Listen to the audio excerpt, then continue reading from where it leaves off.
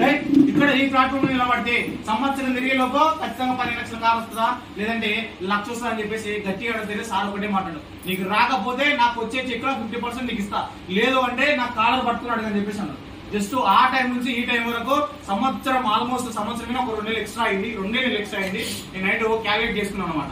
2 నెలలు ఎక్స్ట్రా అయింది.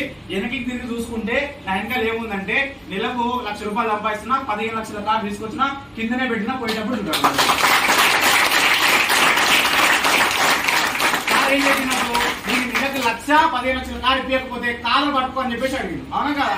ఇప్పుడు నేనేమంటుందంటే ఆయన చెప్పినట్టుగానే 1,00,000 వచ్చింది, కారు వచ్చింది. అవునా కదా? మరి నేను ఇప్పుడు కాలు పట్టుకున్నా, కాలు పట్టుకోవాలా?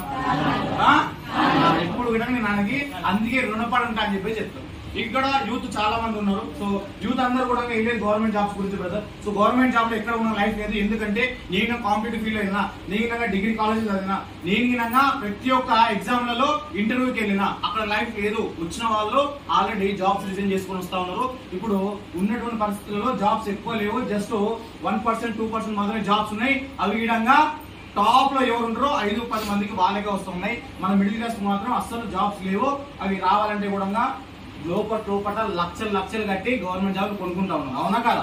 మనం ద్వారా రావు. కాబట్టి ఆ ఆలోచన పక్కకి పెట్టేసి నెగిటివ్ మైండ్ సెట్ కాకుండా పాజిటివ్ మైండ్ సెట్ దీన్ని వినండి. మీ దీంట్లో ఉన్నటువంటి డౌట్స్ అన్నిటికీ కూడా క్లారిటీ తీసుకోండి. అవునా కదా?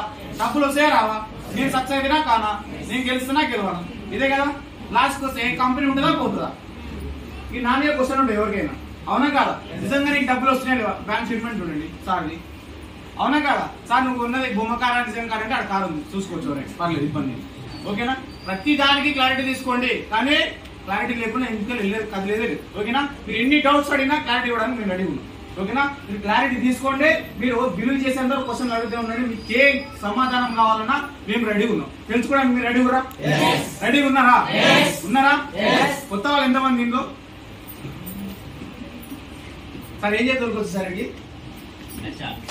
లచ్చ ఇంకా సార్ నాకు అదే అన్నాడు. స్టార్టింగ్ ఏమన్నాడు తెలుసా? నువ్వు 20-30 వేలకు వస్తుంటే రాకు, నేను బట్టి 20-30 వేలకు వస్తుంటే రాకు. ఎందుకంటే బయట ఏ ప్రైవేట్ సెక్టర్ లో చేసినా 20,000 ఇస్తారు, 30,000 ఇస్తారు. అవునా కదా? ఎక్కడ చేసినా 15,000 ఇస్తారు, 20,000, 30,000, 40,000 ఇస్తారు. కానీ 40-50 వేల గురించి రాకు. మినిమం 1,00,000 కావాలి. 20 లక్షల కారు కావాలంటే నా నెంబర్ అని చెప్పేసి మాట్లాడు. సో నేను అదే చెప్తున్నా. ఎట్లాగో మీ అప్లయన్స్ ఇబ్బంది పెట్టి, మీ డౌన్లైన్స్ ఇబ్బంది పెట్టి, మీరు ఇబ్బంది పడి ఎన్నో రకాల అబద్ధాలు ఆడి లాస్ట్ కు రా చెప్పంగా వచ్చింది. అవునా కదా? మీరు వచ్చిన టైం చాలా విలువైన సమయం. ఎందుకంటే మీకు ఉన్నటువంటి పనులు ఏవైతే ఉన్నాయో, మీకు ఉన్నటువంటి సమయం ఏదైతే ఉందో అన్ని కూడా ఇంపార్టెంట్ వర్క్స్ కి మీరు ఆల్రెడీ డిసైడ్ చేసి పెట్టుకుంటారు. అవునా కదా? ఎంత ఇంపార్టెంట్ అంటే 3:30 నిమిషాలకు సీరియల్ వస్తాయంటే వీడియోకి వేసిపోతారు. అంత ఇంపార్టెన్స్ పనులు ఉంటాయి మీకు అందరు కూడా. రైట్? కొంతమంది ఉన్నారు చాలా పెద్దవాళ్ళని రావచ్చు నాకు తెలిసి ఈ మీటింగ్ లోకి. మీకు ఉన్నటువంటి సమయం విలువైనది కాబట్టి ఇక్కడికి వచ్చిన తర్వాత మొబైల్ యూజ్ చేయడం, పక్క వాళ్ళతో మాట్లాడడం చేసాం అనుకో, సమయం వృధా అవుతుందా కదా? 100% అవుతుంది. అవునా కదా? ఆ సమయం వృధా ఏదైతే ఉందో అది వృధా చేయకుండా ఇటు కాన్సెప్ట్ అర్థం చేసుకొని మీరు కనుక అదే డూప్లికేట్ అప్లై చేసినారనుకో ఈజీగా ₹1,00,000 సంపాదించుకోవచ్చు. ఓకేనా? సంపాదించుకోవచ్చా లేదా? డీటెయిల్ ఎంతమంది మాట్లాడారు ఇప్పటిదాకా? ఒక 10 మంది మాట్లాడుంటారు నాకు తెలుసు. అవునా కదా? 10 మంది కూడా ఏం చెప్పారు? నేను ఇంతమంది హౌస్ వైఫ్, నాకు డబ్బులు వస్తున్నాయి. ఇంతమందికి డిగ్రీ స్టూడెంట్ ని, నాకు డబ్బులు వస్తున్నాయి. ఇంతమందికి నేను ఎంప్లాయీని, నాకు ఇప్పుడు డబ్బులు వస్తున్నాయి. ఎంత? దాంట్లో ఉన్నంత కన్నా ఎక్స్ట్రాగా 10-20 వేలు ఎక్స్ట్రా వస్తున్నాయి, ₹1,00,000 వస్తున్నాయి. కార్ అయినా బుక్ చేసినా కారులో తిరగబోతున్నా అని చెప్పేసి మాట్లాడుతున్నారు. అవునా కదా?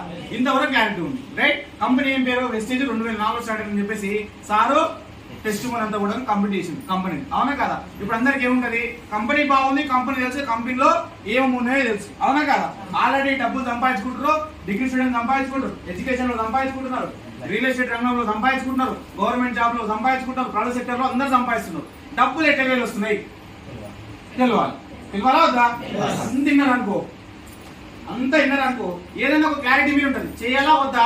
2 ఆప్షన్ల మీరు ఉంటుంది. అవునా కదా? ఏ క్లారిటీ లేకుండా ముందుకు పోయినాం అనుకో ఏముంటది?